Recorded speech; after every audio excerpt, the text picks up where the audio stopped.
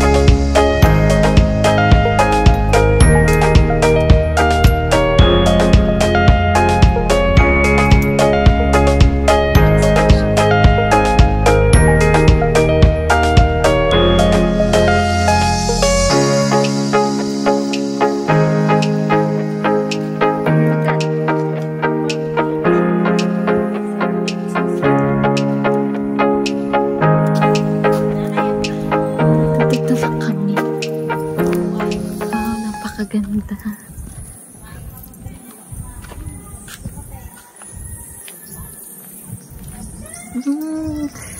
Ganda. Nanig may mga ibon.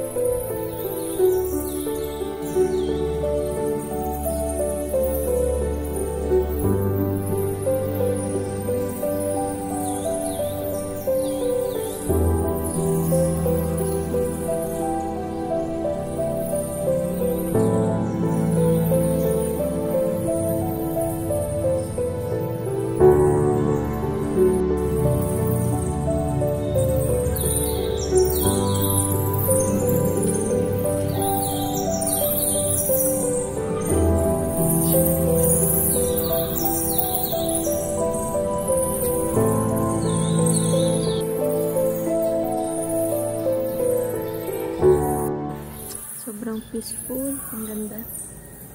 Sobrang ganda dito, guys. Kahit mahirap yung daan, nakakatakot, pero sobrang ganda.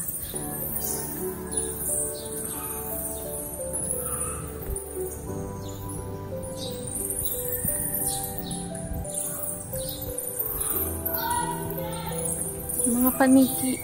Kala ko mga ibon, mga paniki pa. May wishing well doon sa gilid. Ayan siya.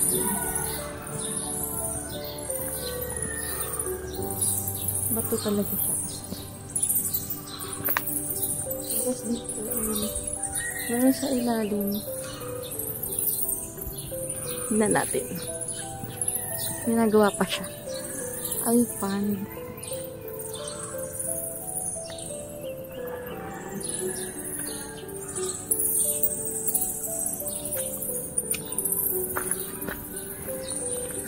Tapos may mga CR yung puti na yun, CR.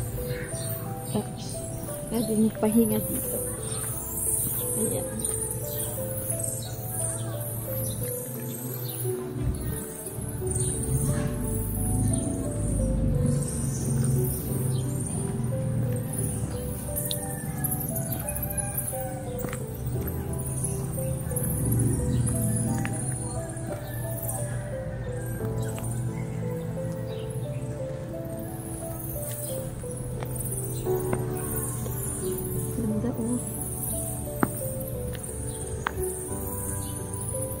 Hello! So, Hagarda Virtual na mga birds.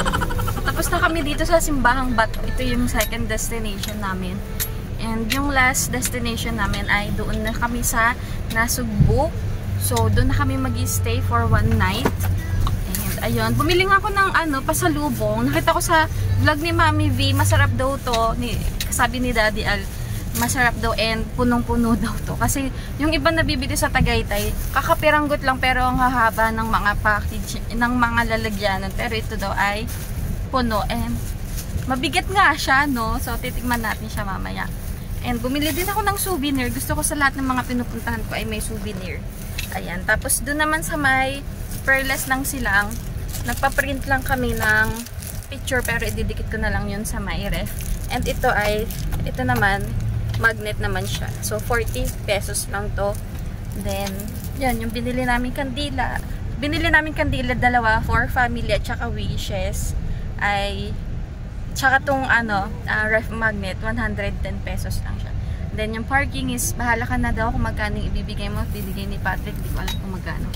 So, ayun, gutom na ako. Gusto ko nang kumain. Di ko alam kung saan kami kakain. Siguro doon na lang sa paglabas namin ng dito, paglabas namin ng Laurel. And, ayun, update ko kayo pag nandun na kami sa aming last destination. Doon kami mag-stay for one night.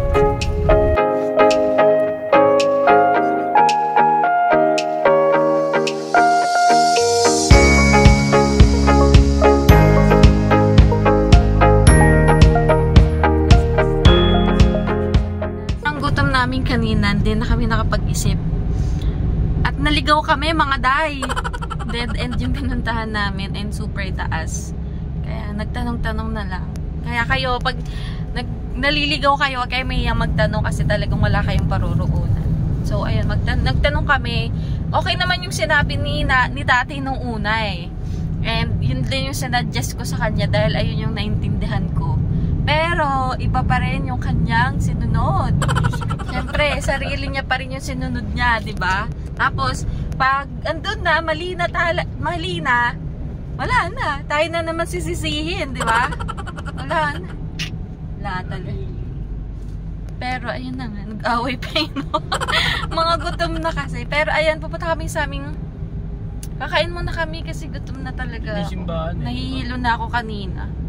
Pero, bumili kami dun. Ano yun, love, kinain na. Ano to, pastilya? Ano to?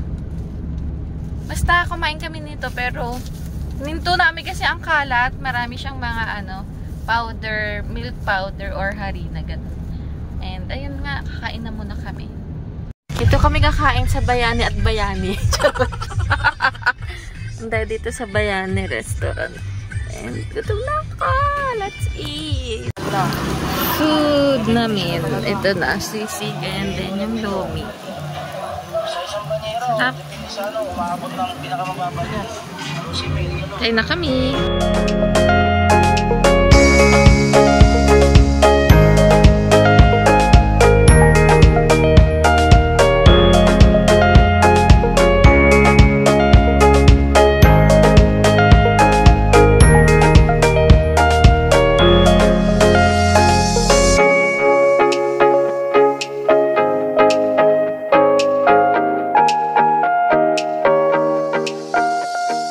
So, in-order namin ay lomi at saka sisig. And masarap naman siya.